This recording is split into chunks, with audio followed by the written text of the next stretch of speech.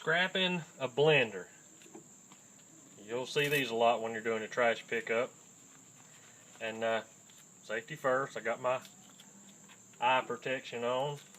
Get my gloves, because I don't know where this thing's been and I don't want anything getting on my skin, don't want anything flying off, hitting me in the face. A good thing about a blender, it's small and it is heavy. The reason it's heavy, it's got a pretty good sized little motor in it to turn the blades to chew stuff up. Now most of these, if you'll look on the feet, they're little rubber feet. Just stick your screwdriver down in there, pry that back, and pop that little rubber foot out of there. Each one of them.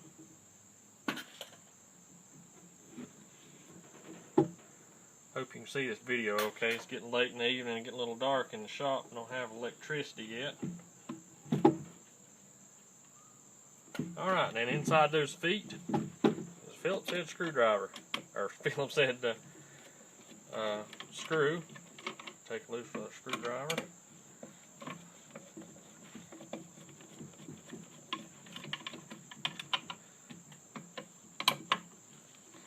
And this is a newer style blender with a touch pad on the front, so it may have a low grade board in it. Let's get those screws loose.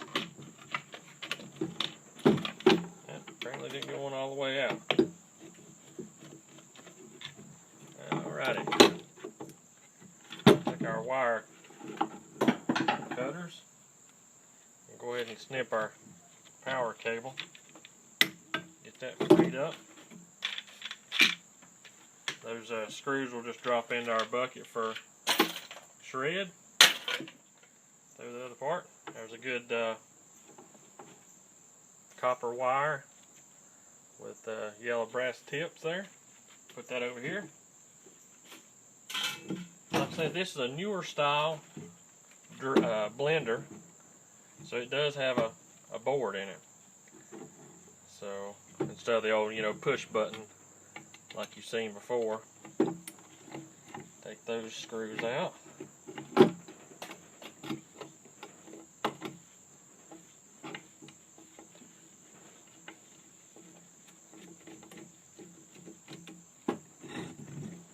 Another one there.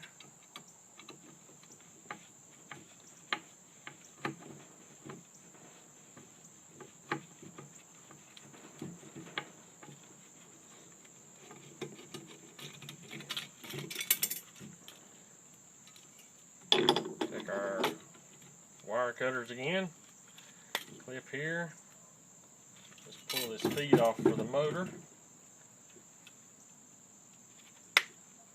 and then their ground, and that's going to be a pretty decent low grade board. There is a little aluminum heat sink there. Take it off, separate that out. There's a little EEPROM there. Decent little low grade board. Now if you can see on the inside here, I don't know if it may be too dark, but there's a couple of screws in here. Phillips head again.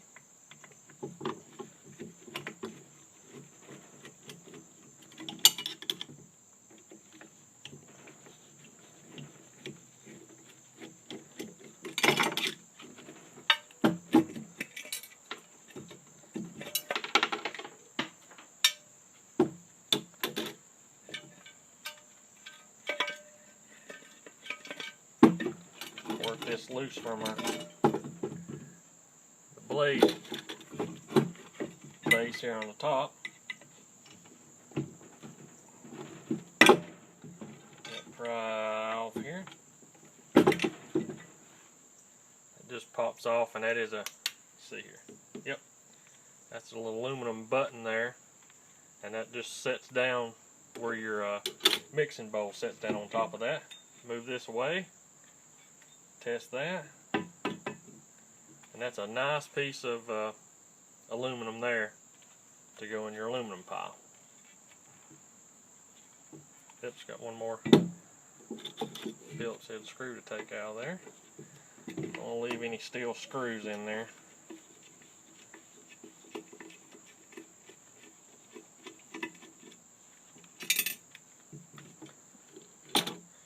take your flathead screwdriver again, just pop your guide out from your wire. Put that over to the side of the wire. Alright, there's a good clean piece of aluminum. Now, here is the motor, pretty heavy duty motor to be in such a small appliance. But it has a cooling fan on the back side here. Let me get the screwdriver over here. I didn't take the rest of that apart with my screwdriver because I lost my Phillips head bit. Well, that must be a little bit larger than a 1/4 inch. Take our pliers here.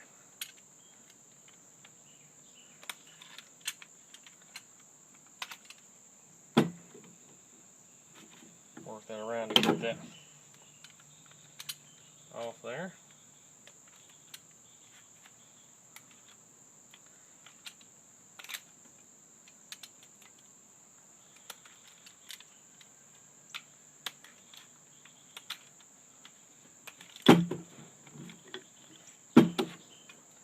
This is being unnecessarily difficult.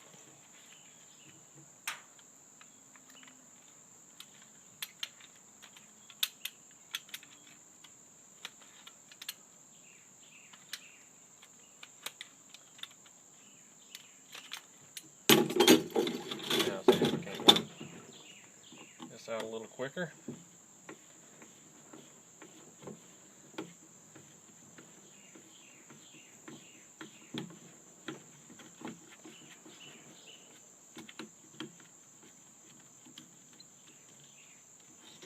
A pretty long steel screw there. Yep. One more on the other side, and take this fan off, and it'll expose our motor. We can harvest the copper out of it.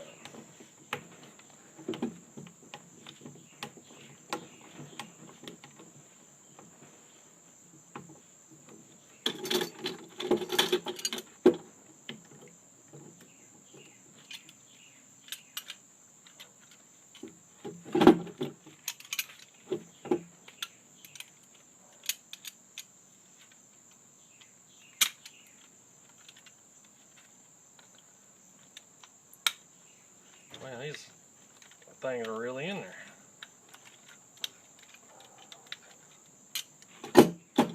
Surprising how sometimes these screws are put in by hand and sometimes they're put in mechanically. When they're put in mechanically, they can really get them set in there.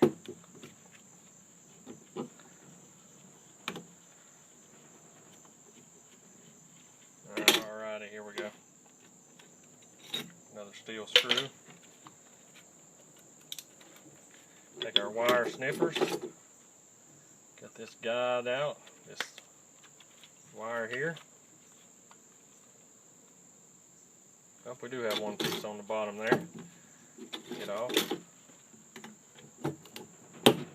There we go. Pop that reserve off there. This fan will come off.